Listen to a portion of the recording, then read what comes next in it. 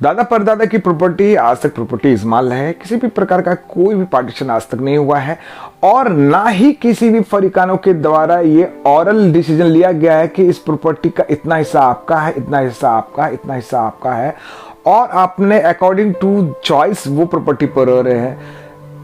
बावजूद इसके किसी एक फरीकान के द्वारा उस प्रॉपर्टी का ट्रांजैक्शन कर दिया जाता है।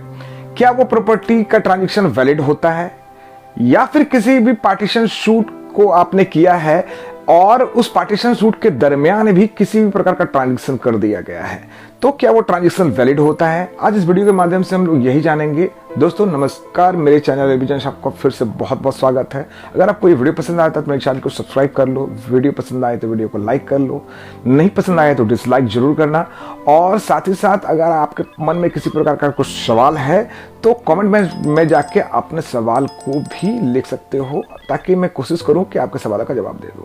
दोस्तों आगे बढ़ते हैं, वीडियो की तरफ जाने की कोशिश करते हैं कि किसी भी फरीकान के द्वारा अगर वो प्रॉपर्टी का ट्रांजैक्शन कर दिया गया है और या फिर किसी भी प्रकार का पार्टीशन शूट आपने फाइल किया है और during pendency of the suit उस प्रॉपर्टी का ट्रांजैक्शन कर दिया है, क्या वो वैलिड ट्रांजैक्शन है? दोस्तों जब भी आप किसी भी प्रकार का सूट फाइल करते हो ना, तो सबसे पहले कुछ बातों का आपको ध्यान रखना बहुत जरूरी है।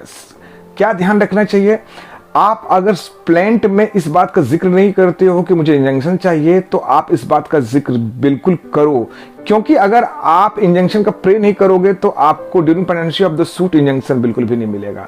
इसलिए आप इंजंक्शन के लिए स्पेशल कोर्ट फीस दायर करके आप इंजंक्शन का प्रे जब सूट फाइल करते हो उसी समय आप उसका प्रे कर लो, ताकि भविष्य में अगर आपको ऐसी जरूरत आन पड़े कि किसी भी फरीकान के द्वारा प्रॉपर्टी का ट्रांजैक्शन किया गया है या फिर करने की कोशिश कर रहे हैं तो आप इंजंक्शन के लिए प्रे करो। इसका प्रावधान ऑर्डर 39 रूल 1 एंड 2 में दिया गया है। आप इस ऑर्डर 39 रूल 1 2 के दरमियान आप इंजंक्शन का प्रे कोर्ट से कर सकते हो और टोटल इंटायर प्रॉपर्टी पर during pendency of the suit आप स्टे लगवा सकते हो इंजंक्शन प्रे करके।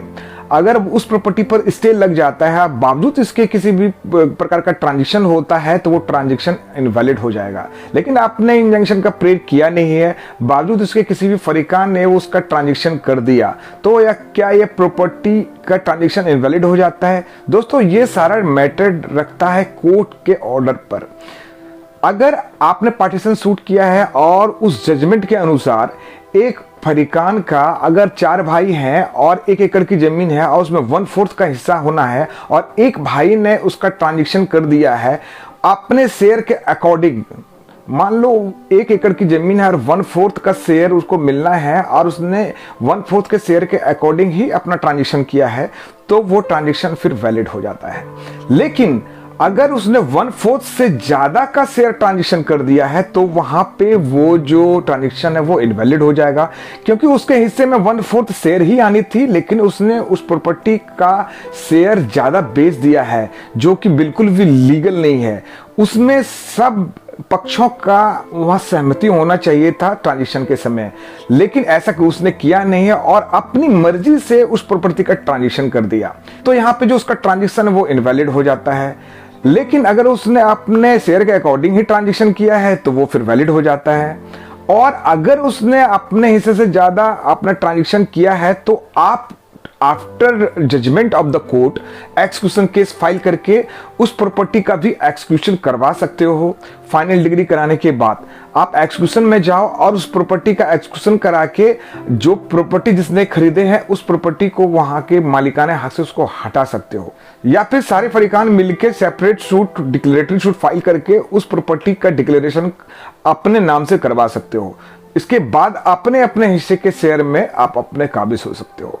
आशा करता हूं दोस्तों आपको ये वीडियो पसंद आई होगी। अगर आपको ये वीडियो पसंद आए तो मेरे चैनल को लाइक, सब्सक्राइब और शेयर जरूर करना, ताकि नित्य प्रतिदिन ऐसे ही वीडियोस आपको मिलती रहे। साथ ही साथ घंटे की बटन को भी जरूर दबाना। तब तक के लिए दोस्तों जय भारत, जय हिंद।